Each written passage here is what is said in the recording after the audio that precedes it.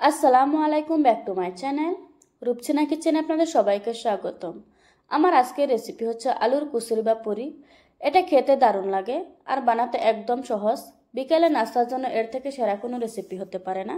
চলুন তাহলে রেসিপিটা দেখে নেওয়া যাক। প্রথমে নিয়ে নিচ্ছি 1 কাপ ময়দা। আপনার চাইলে ময়দার পরিবর্তে আটাও ব্যবহার করতে পারবেন। তারপর দিয়ে দিচ্ছি 1/4 কাপ সুজি, দিয়ে দিচ্ছি স্বাদ মতো লবণ, দিয়ে দিচ্ছি 1 টেবিল চামচ পরিমাণে রান্না করা রেগুলার তেল। আপনারা চাইলে তেলের পরিবর্তে ঘিটাও ব্যবহার করতে পারবেন।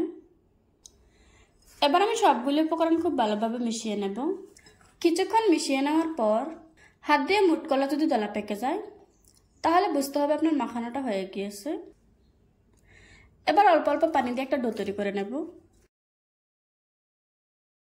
পানিটা অবশ্যই হালকা কুসুম গরম পানি নিতে হবে। আমার ডোটা তৈরি করা হয়ে গিয়েছে। এবার আমি 10 মিনিটের জন্য রেস্টে রেখে দেব। এই ফাঁকে আমি আলুর পুরটা তৈরি করে নেব। চুলায় একটি কড়াই বসিয়ে দিয়ে দিচ্ছি 2 টেবিল চামচ পরিমাণে রান্নার তেল, দিয়ে দিচ্ছি 1 চা চামচ আস্ত জিরা, আর দিয়ে দিচ্ছি বড় সাইজের 2টো পেঁয়াজ কুচি। এখন পেঁয়াজটাকে হালকা ভেজে নরম করে নেব। পেঁয়াজটা হালকা ব্রাউন কালার হয়ে গিয়েছে। এবার আমি গুঁড়া মশলাগুলি অ্যাড করব। মশলাগুলি যাতে পুড়ে না যায় তার জন্য দিয়ে দিচ্ছি সামান্য একটু পানি, দিচ্ছি 1/2 চা চামচ লাল মরিচের গুঁড়া, দিয়ে দিচ্ছি 1/4 চা চামচ হলুদ গুঁড়া, দিচ্ছি 1/4 চা চামচ ধনিয়ার গুঁড়া, তারপর দিয়ে দিচ্ছি 1/4 চা চামচ ভাজা জিরার গুঁড়া, দিচ্ছি 1/4 চা চামচ গরম মশলার গুঁড়া। এখন একটু নেড়ে চেড়ে মশলাগুলি কষিয়ে নিচ্ছি। আমার মশলাটা কষানো হয়ে গিয়েছে। এখানে আমি মাঝারি সাইজের 2টো আলু আগে থেকে সিদ্ধ করে ম্যাশ করে নিয়েছি। দিয়ে দিচ্ছি কিছু কাঁচামরিচ কুচি, দিচ্ছি স্বাদ মতো লবণ। এবার আমি সবগুলি উপকরণ খুব ভালোভাবে মিশিয়ে নেব। এখানে আর কিছুই দিতে হবে না। আলুর পুরটাকে এভাবে করে কিছুক্ষণ ভেজে নেব। কিছুক্ষণ ভেজে নেওয়ার পর আলুর পুরটা রান্না করা হয়ে গিয়েছে। এবার আমি চুলা থেকে নামিয়ে নেব।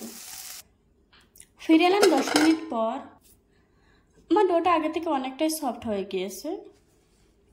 এবার আমি লেচি কেটে নেব। লেচি কেটে নেওয়া হয়ে গিয়েছে। এবার আমি রুটি বেলে নেব।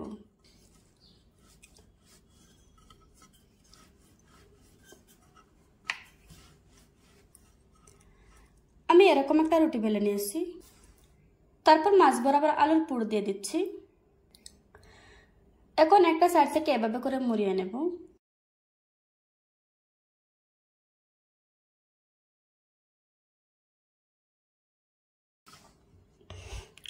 বানানো হয়ে গিয়েছে। এভাবে করে আজকে আমি সবগুলি বানিয়ে নেব। আমার সবগুলি পুরি বানানো হয়ে গিয়েছে। এবার আমি এগুলিকে বেছে নেব। কুচুরিগুলি ভাজার জন্য চুলায় একটি কড়াই বসিয়ে দিয়েছি আর পরিমাণ মতো তেল দিয়ে দিয়েছি। এবার আমি তেলটাকে হালকা গরম করে নেব। তেলটা গরম হয়ে গিয়েছে। এবার আমি গরম তেলের উপর কুচুরিগুলি দিয়ে দিচ্ছি।